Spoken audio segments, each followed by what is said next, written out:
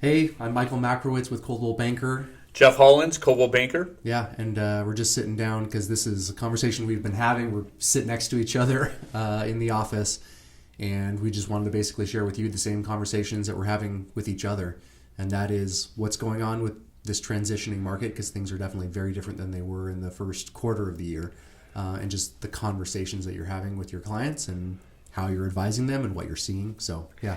Yeah, things have changed dramatically, but homes are still very much selling right now. I think that there's just a little bit more uncertainty in the conversations that we're having, and it's about giving people just kind of the facts. I think there's really nothing more that you really have to give people. I think that the media has a habit of making it sound like the world's coming to an end, right, and real estate prices are dropping so dramatically that we're all doomed. But I think ultimately the one thing that I emphasize to the people that I'm speaking with, whether I'm at the doors, open houses, is that homes are very much still selling.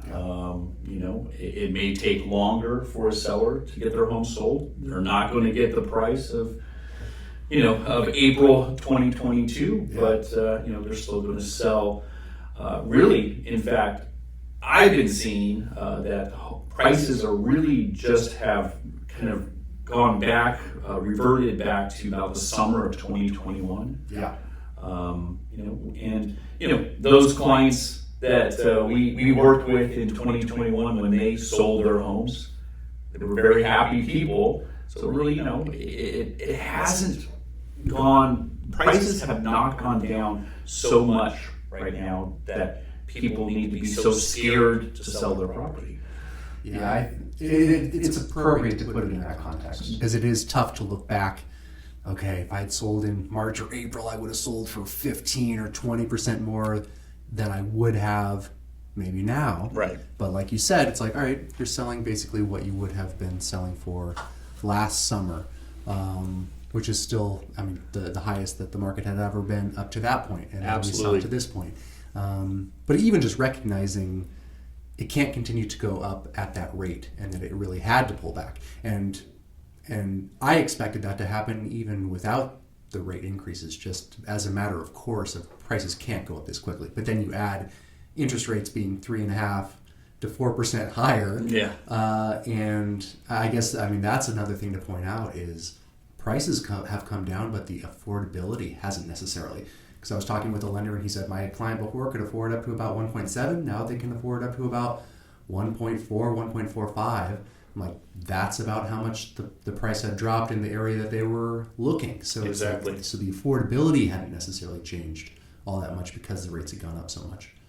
Yeah, no, I totally agree with you.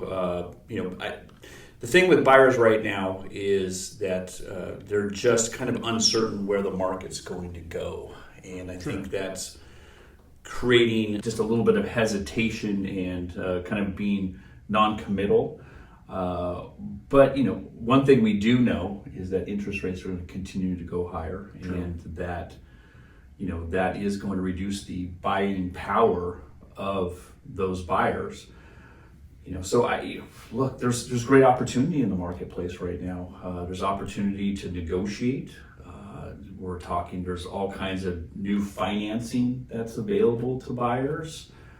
You can do adjustable rate mortgages that will lower your rate. We have sellers now that are buying points down on the mortgage. And so I just feel like that it's just, if you're looking, buyers who have been looking for opportunity and have not seen it in the marketplace over the last 3 years, mm-hmm, here it is. Everyone's trying to get a handle on what this is, and then looking forward. So I tell people be careful with things like the adjusted rate mortgages, because adjustable rates, because that's what got people into trouble in 2008. Certainly. But I think those were people getting 100% financed loans. They had zero equity, and then they're doing 1 to 3 years, and it's just, that's not enough time to ride the ups and downs of the market. And you have no skin in the game at all. I see people right now, they're putting 20% down, and they're maybe doing a 10-year ARM. So they're getting something in the 5% range, but 10 years is enough time for the market to go up and then down again. Because, again, I feel like people, when the market's going up, people think it'll never go down. And when it starts going down, people think it'll never go up. And they usually miss that opportunity. I mean, I had people writing offers well over asking price who wouldn't have thought twice about getting their offer accepted a year ago.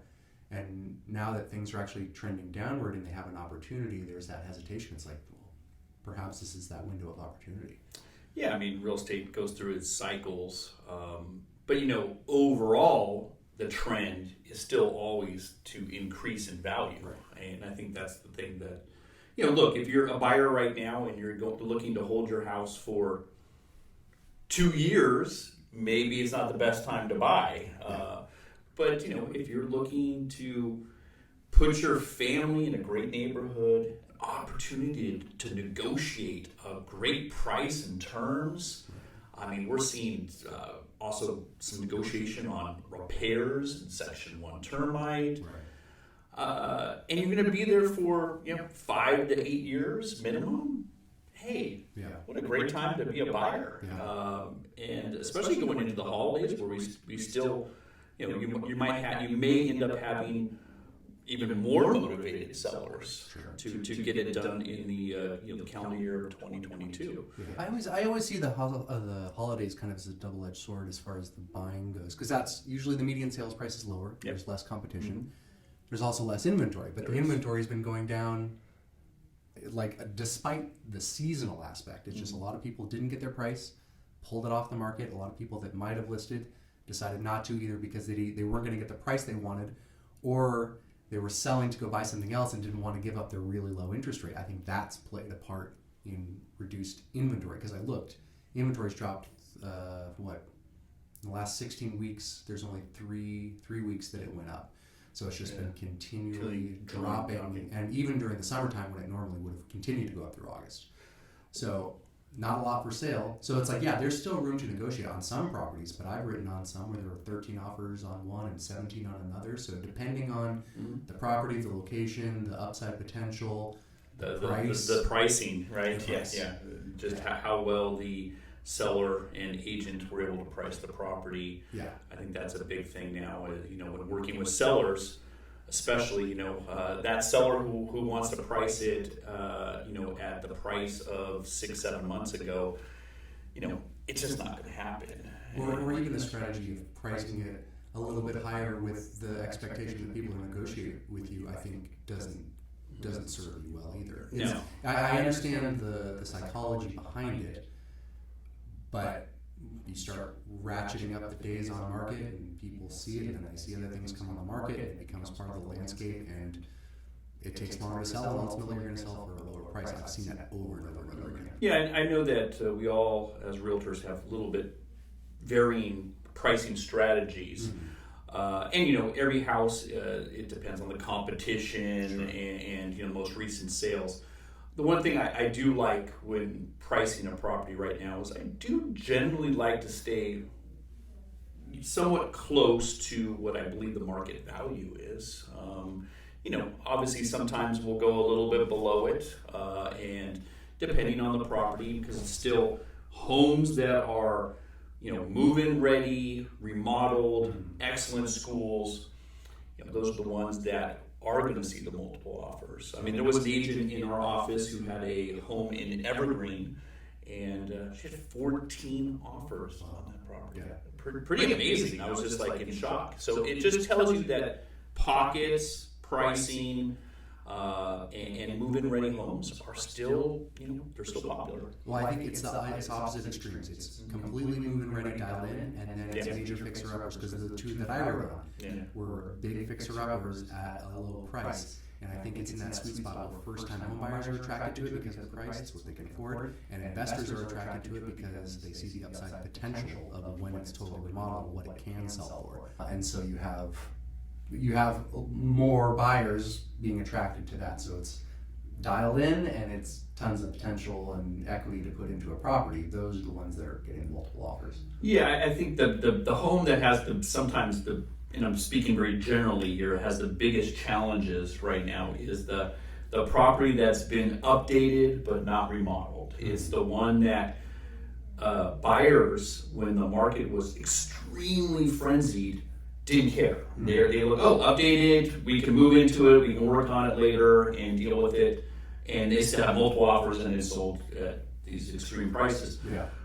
But that home right now is the one where the buyers are much more discerning and they're coming in and they're looking at it as like, it's too much work, and we can find a home that is more move-in ready, more remodeled, and probably even at that same price. And that's the thought process. So I think that goes to on the agents, that when we see homes like that, giving sound advice on how to present the property and what small improvements and repairs we can do to kind of disguise some of the lack of remodel features. Yeah, one of the things too that we had a conversation about that I think is really kind of important to convey, and I'm going to let you talk about it, is just the difference between now and 2008. Because as realtors, we were both working hard, building our businesses during the financial collapse of 2008, and we saw just how difficult it was for homeowners and how much inventory went on the market. And I had somebody did ask me recently, how does now compare to that? Mm-hmm. And it's so different. It is absolutely so different. And we already know that, look, people have much stronger equity positions in their home. Even though we are hearing of more creative financing coming down the line, hopefully I don't really want to see interest only ever again. But one of the things that I really want to stress, and we kind of touched upon it, and you can expand if you will, is that inventory levels are so different. That's something in the last 10 years, inventory in the Bay Area has been so low. And then within the last 5 years, it became suddenly a national issue. And then I've been reading articles, it seems like a global issue of just like not enough inventory for the people looking to buy. And I'd say the biggest difference between this market in 2008, and I'm having some similar conversations with buyers. Like I don't want people to regret their decision. Yeah, right? I'm trying to advise people as best as possible. So when someone says, is it a good time to buy? Like, how long do you plan on being here and what are your reasons for buying? Like, I'm actually surprised how many investors and flippers are contacting me looking for opportunities, which tells me they see the opportunity. Meaning I don't think buyers should be hesitating, because the investors, a lot of them are looking for short-term opportunities. If you're looking for a long-term opportunity, to me it's a no-brainer. Yeah. And I see certain neighborhoods that people were looking in before that they were priced out of. Now they can be in it. But I'd say the biggest difference between this market and the last one is the inventory. If you want to say the same thing, like 2009 is when the prices really went down. Yeah. It was tough times. It was tough times, but the writing was on the wall in 2008. Yeah. So the rest of the country was already kind of being impacted by it, but it hadn't quite hit Silicon Valley and San Francisco Bay Area. And when it did, the inventory spiked. I mean, there was, I think it was August of 2008, it's like 7,500 single-family homes, townhouses, and condos on the market. And what you said is, that is an incredible amount of homes to be on the market. And that, from just memory, that was like almost a house on practically, it seemed like every street. Multiple houses on the street. Yeah, it was just, wild. To give some context, right now it's about 1,500. I would still characterize that very much, and I'm sure you would too, as low inventory. It is. Yeah, it is. And so, well, I want to say that, but then I look back, it's become the norm. Like, we call it low inventory, but you look back in the last 10 years, that is what we've dealt with. Right, that's exactly what, that is the norm now, right? Yeah, totally. Yeah. But it's really, one thing that's really important to point out is that when everything was at its worst, we were talking, 6 to 7 times more inventory available on the marketplace compared to now. Yeah. So we were so far distanced away from the 2008 to 2012. Right. You know. And I think a lot of that has to do with the nature of the financing at the times, because people knew, if I don't get out right now, I'm going to lose my shirt. Yeah. And people are in a position now, it's like, I have equity Yeah. in my home. Or better. Yeah. The lending practices have been much more strict Yeah. in the last 10 years. No more stated income. I mean, everything, all finances are still verified. Right. Look, these banks and lending institutions all went through it, and a lot of them lost quite a lot of money. Yeah. And now they understand that the risks that are involved, and I believe that they are being very wise and smart about how they lend. But you never know. Actually, that's the other thing, is that they also are businesses, and they want to try to develop as much creative financing as possible. I do see a little bit more of FHA. FHA loans are federal backed insured loans, where a buyer can put as little as 3.5% down, and that was something we saw a lot in the late 2000s, early 2010s. And those VA loans, if you're a VA, they're fantastic loans if you're a veteran. They're practically zero down payment. Mm-hmm. But on some properties, we're starting to see FHA, VA come back. And perhaps that's a good thing. I always would like to see more skin in the game, if you will, more equity positions when you purchase a property. But, I believe that the lenders are protecting themselves and mitigating risk. And I think that's what's going to keep this market strong.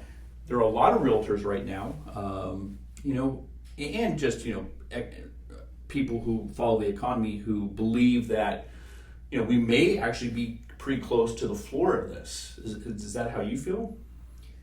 It depends, I think, on jobs and employment. Because in terms of prices, I saw prices drop very, very fast. Yeah. So from April to August, like Santa Clara County, prices were down about 15%. In some areas like Blossom Valley, it's like 22 or 23%. But that was also an area that appreciated the most at the beginning of the year. Exactly. So, it's basically the gains at the beginning of the year were erased by how quickly the interest rates went up.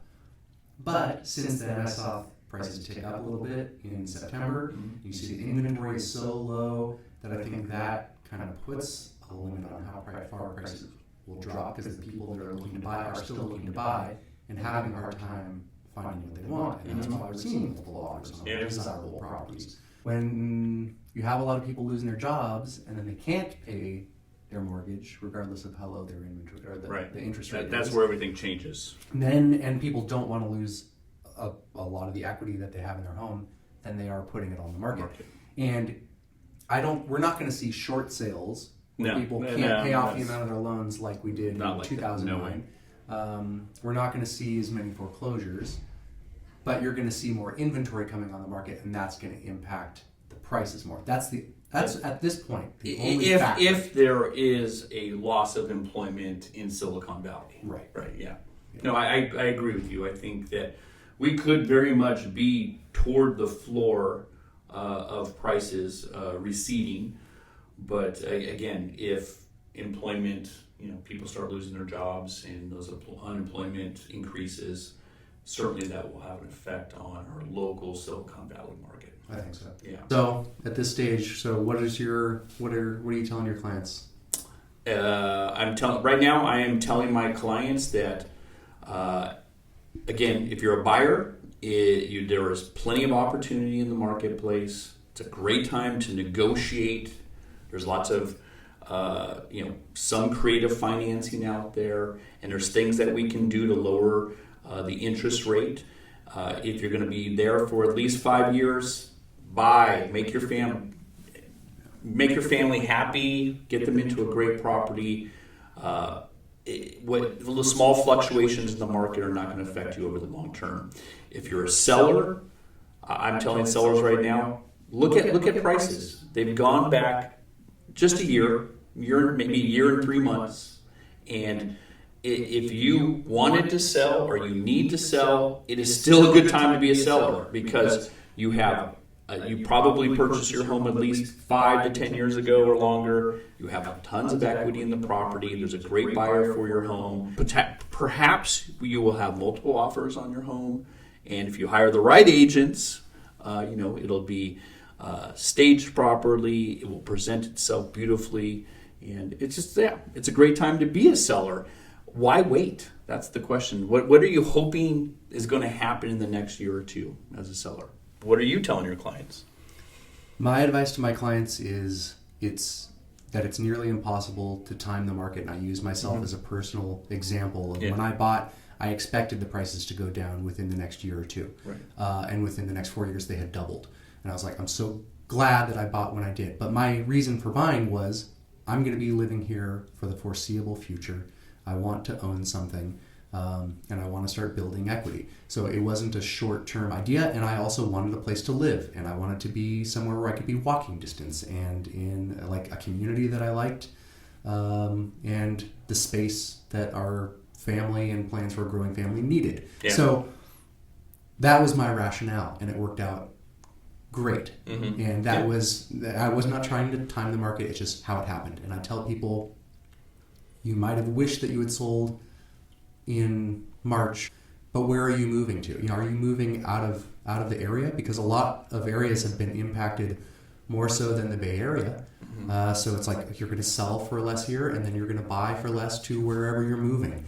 So everything is relative to your situation. And as a buyer, you can look at it of like, well, maybe I can buy a house for a lower price in a year, but are you going to be paying 2 or 3% more for a mortgage, which offsets the amount that the price has dropped?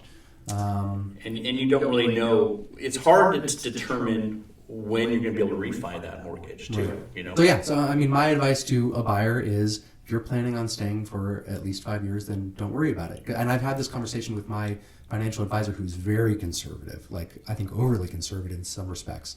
But I mean, that was his approach. Was like, he bought a manufactured home, lived there until he had the money to buy a condo, and then to a townhouse, then to a home, but always with that intent of, this is a place where I can see myself staying and living until things turn around enough to where I can make that next move. And if you approach it from that very methodical, conservative standpoint financially, where you're not stretching yourself of, am I going to be able to make this next mortgage payment? Or it's like, you don't need that forever house immediately. It's like, you can make these incremental moves to put yourself in a position without trying to really extend yourself beyond where you should be and then losing out. So that's good advice. And I think one little quick thing I would want to put in there is that we worked with a lot of people 10 years ago during the financial crisis that wanted to buy at the very bottom. Remember all those people, they just, no, we're not going to buy this. The price is going to keep on going down. And a lot of those people did not end up buying. And I looked up a client that I had. He hadn't bought because he would always say, and this was in 2009. Yeah. And I found an opportunity in Willow Glen, fantastic neighborhood. It was like in the mid 6s or maybe low 7s on a street of like $2.5 and $3 million homes. And I was like, here's a great opportunity. It's kind of like nothing is selling. And I was earlier in my career where I didn't have the confidence to say, well, that's why you should be buying. Here's an opportunity, right? And then within 4 years of that, we're back to even. Within 4 years of that, the prices have doubled. And within 4 years of that, the prices are not quite double, but up significantly from there, where we've seen like 12 and 15% appreciation on an annual basis with only a couple exceptions. And it's just like, I can't tell you how long it's going to go down, but when it's bad, Yeah, exactly. And we know it can't stay that way forever. And people don't, and that's, I jokingly say people love to buy high and sell low. And no one's actually going to say that. But that's how people act, because they don't see the market trend changing until it's obvious to pretty much everybody else. Waiting too long and sometimes overthinking things, actually, you just miss out on opportunities. And we've seen that happen. So don't miss out on any opportunities that arise. There's no reason right now to at least speak with your realtor, take that guidance, and really just investigate. And if it doesn't work for you, then it doesn't work for you. But again, if you're looking to sell or buy, there's opportunities right now for you. Yeah. So we'll leave you with that. That basically, to summarize all that, it's like, just have a consultation. Yeah. Just find out, here's our plan. This is what we're thinking. Do you think this is a wise choice? Discuss that with a realtor. Discuss it with your financial advisor. If you're doing it for retirement or you're doing it for a move up or to downsize. A lot of it is just lifestyle choice changes or life event changes. And it should be based on the timing of what's happening in your life and not trying to time what's happening in the market. Yeah, just look for professional guidance. I mean, it's out there, available to you. That's what we do for a living, and this is a time period where I think it's important when you're making decisions just to hear what other people have to say, and not absorb too many people, but talk to your realtor, ask the questions. Let us guide you. And, I really, truly believe that the clients who call me, ask me questions about what's going on, that I'm giving them strong, opinions, guidance, and letting them ultimately make their own decisions. But, I can give people facts. I can give them statistics. And, I think that's what's important in a market that's changing right now. Yeah. Good talk. Good talk. All right.